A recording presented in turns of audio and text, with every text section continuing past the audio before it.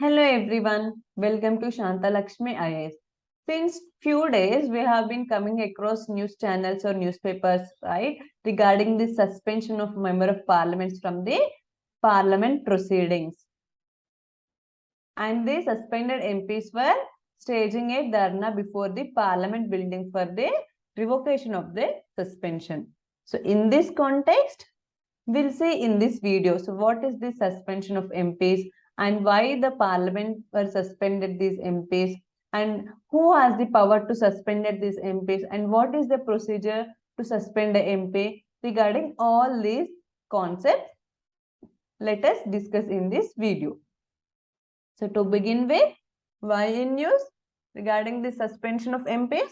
Over this week, two houses of parliament have suspended around 27 MPs and the Rajya Sabha have suspended them for remaining part of the week and the Lok Sabha has suspended for the rest of the session.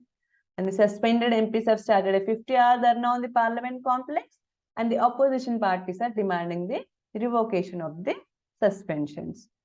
So, why the parliament has suspended those MPs?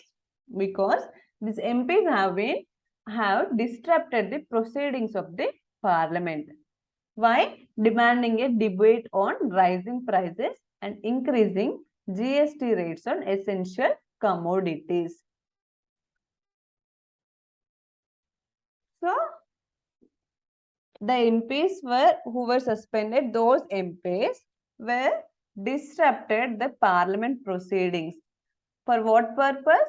For demanding a debate on rising prices and increasing GST rates on essential commodities. So that's why the parliament has suspended those MPs. Keeping in view, they disrupted the parliament proceedings. And why do MPs disrupt the proceedings of the parliament? So what's the purpose of parliament?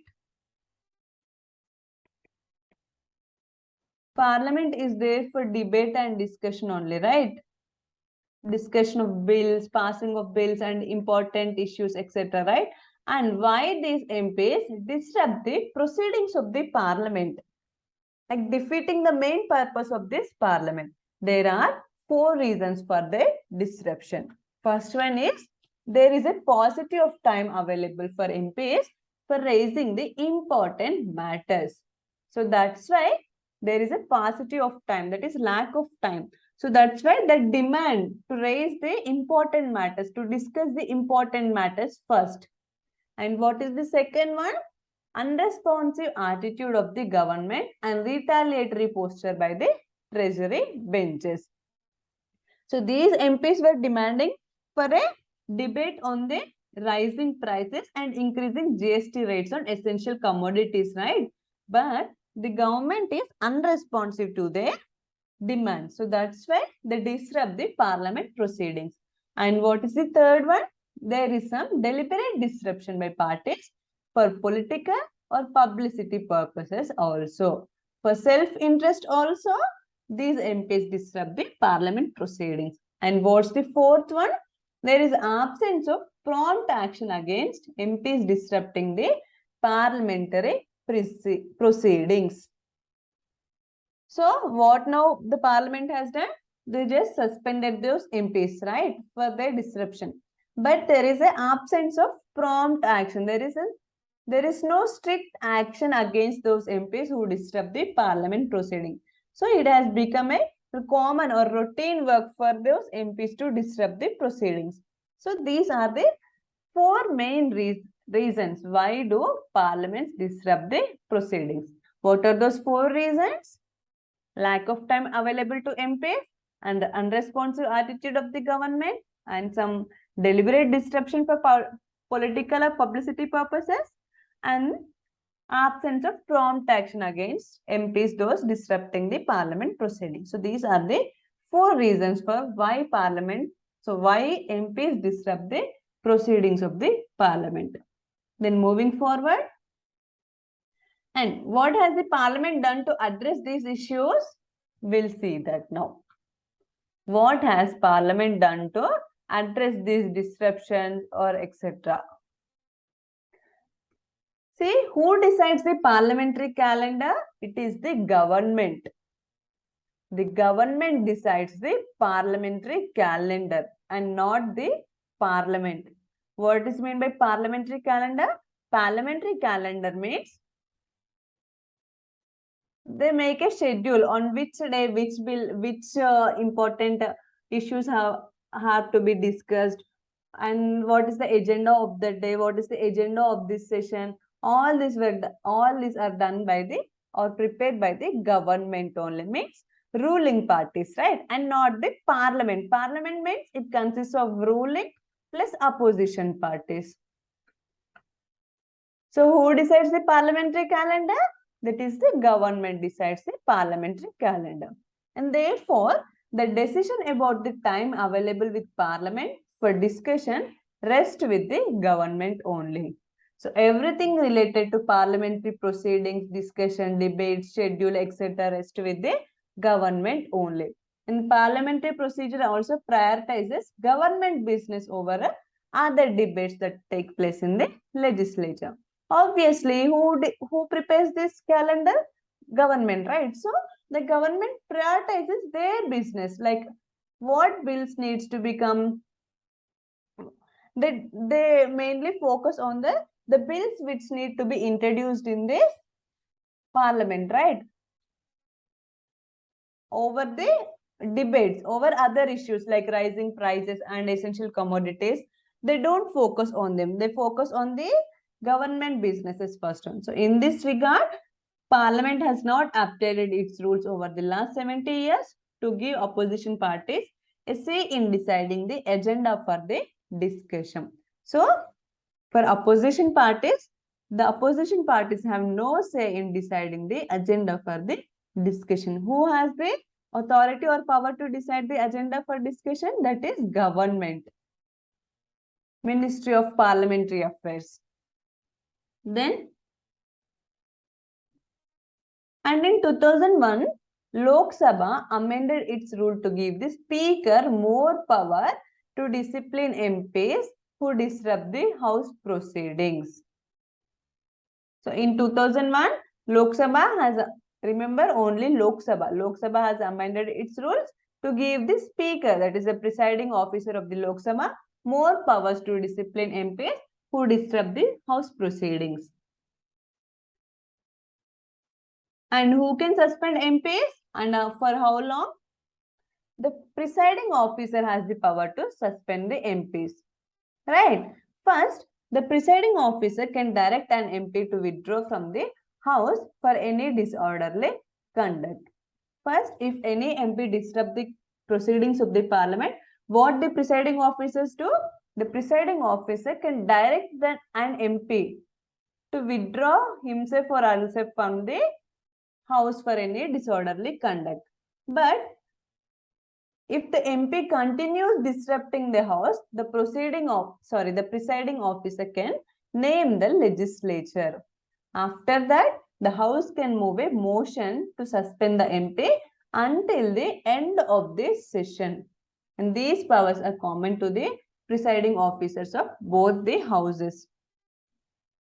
So till 2001, what is the procedure for Lok Sabha and Rajya Sabha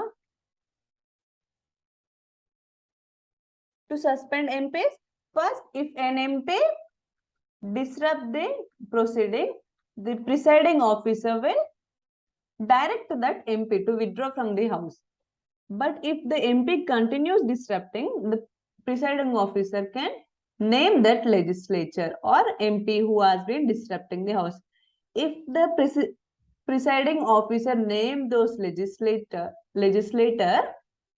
then that House can move a motion. And if that motion has passed, then the member can be suspended from the parliamentary proceeding. That too until the end of the session. This is common for both houses, that is for Lok Sabha plus Rajya Sabha till 2001. But in 2001, during the Speaker GMC Balayogi's term, Lok Sabha has changed its rules. That is to give Speaker more powers to deal with grave and disorderly conduct. And what is that more powers of speaker? And as per this new rule, the speaker can name an MP who shall automatically stand suspended for 5 days or the remaining part of the session. So in 2001, the Lok Sabha amended or changed their rules to give the speaker more powers. So what is the rule now? The speaker just name an MP. If a speaker name an MP, that MP shall automatically stand suspended for 5 days or for the remaining part of the session. So now in this, the rule removes the need for the House to pass a motion for a suspension. So in this, there is the more power to speaker in deciding or suspending the MP, right? But this is regarding with Lok Sabha only, not with the Rajya Sabha. The more powers were given to speaker only, that is presiding officer of the Lok Sabha. And Rajya Sabha has not incorporated this provision in its procedure. So what is the procedure in the Rajya Sabha for suspension of MPs? This is previous one only. Like if any presiding officer names any legislature, the House have to move the motion. Then only regarding this, considering this motion, the House have the power to suspend the MP in Rajya Sabha. Right? But in Lok Sabha, the speaker has the more power. If a speaker names an MP, the MP stands automatically suspended. For how many days? For 5 days or the remaining part of the session. So this is the procedure regarding the suspension of MPs. Remember, it is different for Lok Sabha and Rajya Sabha from 2001. But before 2001, it is same for both houses. Now Rajya Sabha has the, in Rajya Sabha, House has the motion. House has the power to suspend the MP. But in Lok Sabha, Speaker has the power to suspend the MP. So remember these differences. Then moving forward, and in this regard, the disruption of parliament proceedings, courts can intervene in a matter of suspension of MPs. We'll see that now. According to Article 122 of the Constitution, the parliamentary proceedings cannot be questioned before any court. This is the parliamentary privileges, right? According to Article 122, whatever the proceedings has been going in the parliament, they cannot be questioned before a court. So in this regard, the courts cannot intervene in the suspension of MPs, right? According to this Article 122 of the Constitution. But however, some cases courts have intervened in the procedural functioning of the legislature. They did not intervene in the parliamentary proceeding. But they intervened in the procedural functioning of the legislature. For instance, the Maharashtra Legislative Assembly passed a resolution on its 2021 monsoon session suspending 12 MLAs for a year. Here, see the term year. The matter came before the Supreme Court, which held that the resolution was ineffective in law beyond the remainder of this monsoon session. So what the rule says?